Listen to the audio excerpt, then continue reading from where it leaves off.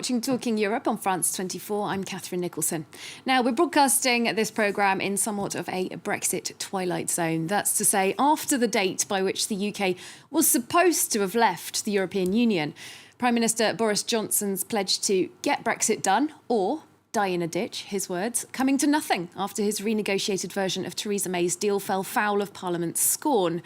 Major bones of contention included putting a customs barrier between Northern Ireland and the UK mainland, as well as leaving a loophole that could lead to the UK falling out of the EU on a no-deal basis at the end of its transition period. There's also the issue of the removal of safeguards for workers' rights. Well, the UK now finds itself with a new Brexit extension, a general election scheduled for December the 12th, and, according to our guest today, a population that seems more divided than at any time since the English Civil War of the 1600s. Well, in today's programme, we're zooming out from the day-to-day politics of Brexit and looking at its impact on a nation that used to be seen as a bastion of stability and fortitude. Theodore Zeldin is a historian and emeritus fellow at Oxford University. Thanks very much for being with us. Happy to be there. Now, I'd like to start with that statement you made in a French newspaper in late October about the British being more angry than at any time since the Civil War, more divided as well. You also said you think there could be violence in the streets. There hasn't been at this point. Do you believe that the mood could get worse? Yes, I do, because I don't think there's any resolution for this. There is a great division, and people are now becoming very obstinate in what they believe, and they're willing, the people who want to leave feel so passionate that they accept that if the result is the breakup of the United Kingdom, that's the price worth paying. If there is violence, according to polls, they think that it is reasonable to attack members of parliament. The feelings are so obstinate that it is really extraordinary. Well, do you not think, though, that it could also get better? There is now this general election coming up that will provide an opportunity for British people, should they want to go and express a political opinion at the polls.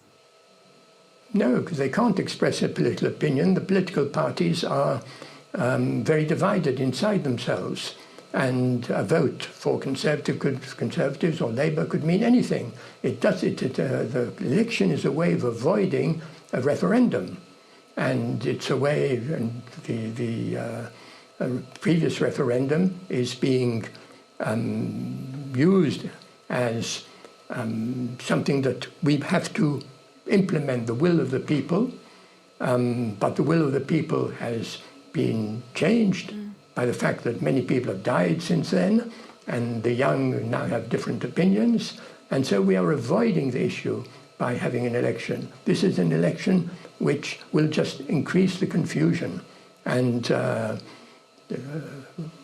we will be back where we started. So, Theodore Zeldin, we had the Labour Party saying that they would support a people's vote, also the Liberal Democrats, although they also say that they want to revoke Brexit without a referendum.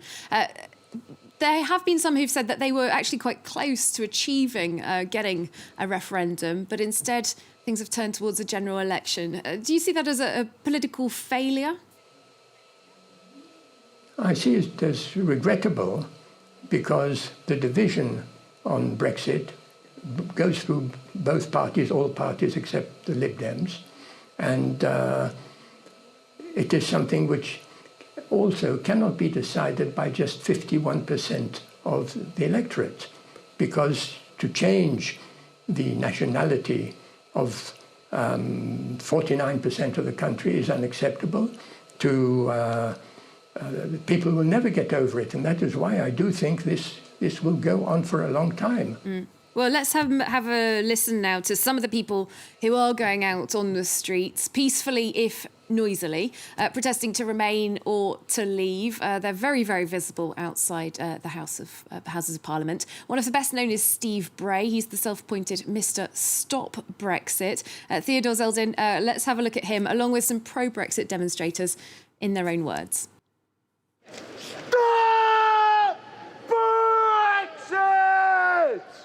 Hi Hi, my name's Steve Bray. Some people know me as Mr. Stop Brexit. And I've been here every day Parliament is sitting since September the 5th, 2017.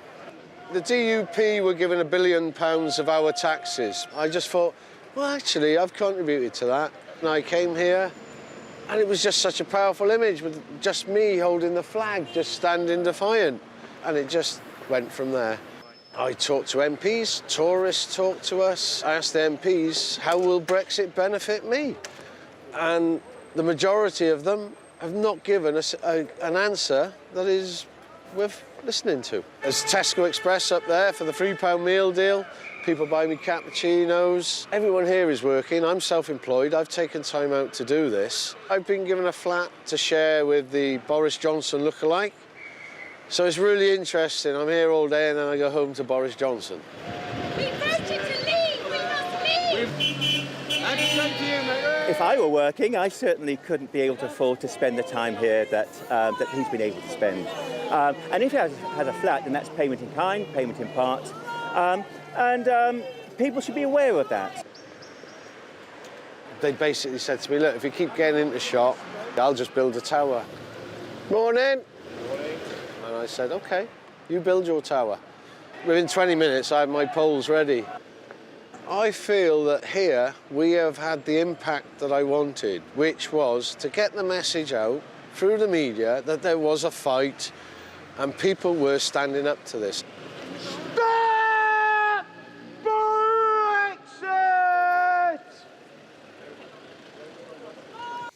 There we go, Steve Bray and some pro-Brexit protesters as well outside the Houses of Parliament. Theodore Zeldin, coming back to you. Now, British people have always been known around the world as being rather eccentric, so the fancy dress is no surprise. But this kind of protest is really unprecedented in British society, and the divisions seem so deep and so entrenched now.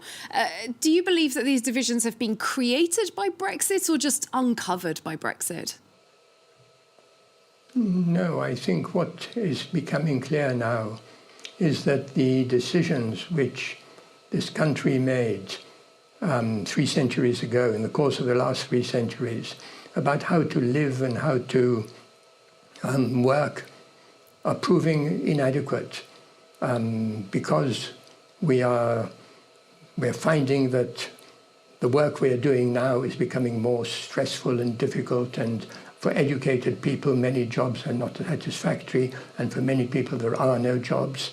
And we're finding that the world is no longer what it was when, in Shakespeare's time, there were only 3 million people in Britain, in England, and how to deal with a very large country. The parliamentary system no longer satisfies people. The people have been horrified by what has been going on in these last 3 years of mediocre parliamentarians arguing endlessly. And so instead of doing this vox pop, which television is very keen on, you should look at the fundamental reasons of the failure of parliamentary government, of party government, of education, of the fact that housing demands 40% of people's salaries. Things are just not working with the old solutions. And the climate is ruining us, and our agriculture is not working because of our soil. All these are the big problems, and we oughtn't to be talking about whether we belong to Brexit or not. We ought to be talking about solving the fundamental problems facing Western civilization. Well, let's look at the political leaders that are steering all of this at this time, as you say, of great change in British society and politics, it would seem. Boris Johnson is current Prime Minister, as we know. In a recent survey by YouGov, he actually got much higher disapproval ratings than approval ratings, 47% negative to 33% positive. And just to throw more statistics at you, another poll recently found that 78% of British people think that the government is handling the Brexit process badly. That looks like a rather negative picture for the Prime Minister, yet opinion polls still show that Boris Johnson is likely to win a majority in this upcoming general election. What do you think is going on here? He is a big character. Do you believe that people are looking for some sort of a charismatic leader in Boris Johnson, or is there something else to it? Yes, what they say is that Johnson makes them laugh. And laughter is the way by which they hide their anxieties and their pessimism and the difficulty of living in the north of England and there being no decent jobs for them or having to sleep in the street or whatever. England is in a bad way because if one of the interesting things is that if you look at the cabinet, most of the members of the cabinet now are financiers. And what we're talking about is a deal which concerns trade. But most of us don't engage in trade. We're a service society. And so we have to forget all these sad facts and just laugh and say, well, at least since there's nothing we can get out of our politicians, at least let us laugh about it. And doesn't raising national belief in the process count for something, though, in business? A lot of weight is put on sentiment among the general public. Well, it is quite clear that politics has failed. The parliamentary system doesn't work. And what is the solution? The solution is to interest oneself in the way that young people are doing and saying, well, we've got to first of all make sure that we survive the climate change. We've got to make sure that we get decent jobs which suit us. We've got to get housing. We've got to get food since we can't even grow our own food. And these are the things that the next generation is interested in. But the people who elected Johnson, of course, are not young people. And many of them have actually died since Brexit began. Well, the British population is already evolving. The number of British citizens moving to EU states is at a 10-year high, and the rate of those moves has sped up since 2016. I'd also like to talk about Brits who are taking on another European nationality, and we've got a report about this. So this can be whether through a spouse, parent or grandparent or other means, like the people coming up in this report we'll watch together. They've got very particular circumstances indeed. Simon Wallfish regularly plays the European Union's anthem, Ode to Joy, in front of the British Parliament. It's his protest against Brexit. The opera singer has also applied for German citizenship to keep a European passport, a decision he didn't take lightly as a descendant of Jewish refugees who fled the Third Reich. I've had to use a major family tragedy in order to shore up some security for my future and my children, my family's future. What that means in practice, I don't know. We don't want to move to Germany, but at least it means that we could, with our German passports, possibly move to Holland or France or another European country. Many Britons, like Simon, are using a clause of the German constitution that allows the descendants of victims of the Nazis to restore the citizenship stripped from their ancestors. In 2015, just 43 Britons made such a request. In 2017, that figure had risen to more than 1,600. Nick Ross used his German-Jewish ancestry to qualify for a German passport just before the Brexit vote. He says Brexit makes him glad he did so, but he can understand those in his position who don't want to become part of a country where their ancestors were killed. I'm hugely sympathetic to those who don't understand why I've done this. I didn't have large numbers of my family in the death camps. I completely understand those who are survivors who lost everybody to the Nazi extermination camps. But I also know some who feel as I do and do recognise that it's a different Germany. The number of British applications for Irish and French passports has also leapt up in the past 3 years. France says that 386 Britons were naturalised in 2015, the year before the referendum. By 2017, that had risen almost tenfold to over 3,000. There we go. Theodore Zeldin, there's a huge number of people that are taking a different European nationality, trying to retain their European rights.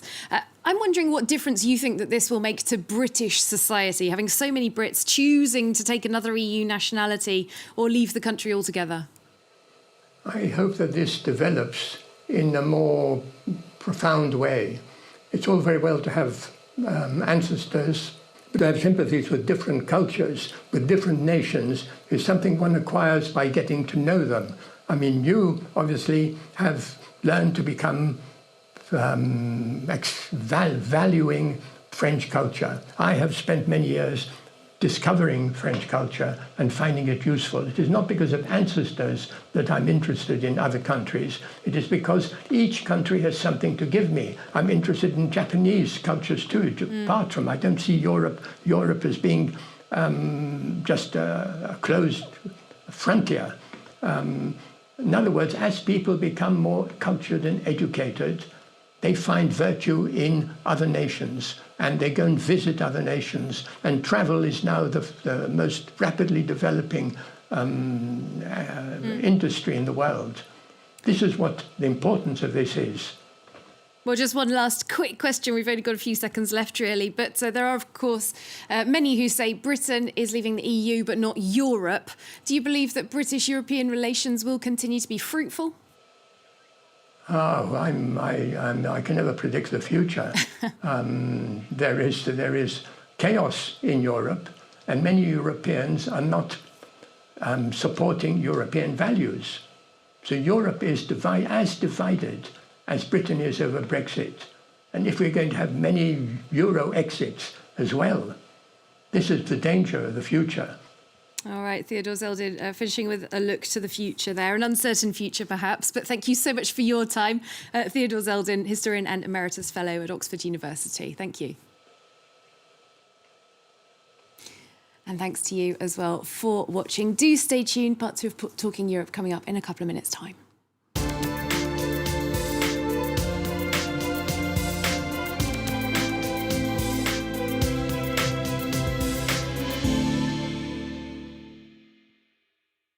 France 24, 4 news channels in 4 languages, 430 journalists, 35 nationalities, 160 bureaus around the world, a global reach. 385 million households in over 180 countries can watch France 24. 80 million viewers watch the channel every week, and the numbers are constantly growing, with audience multiplied by 2 in 5 years.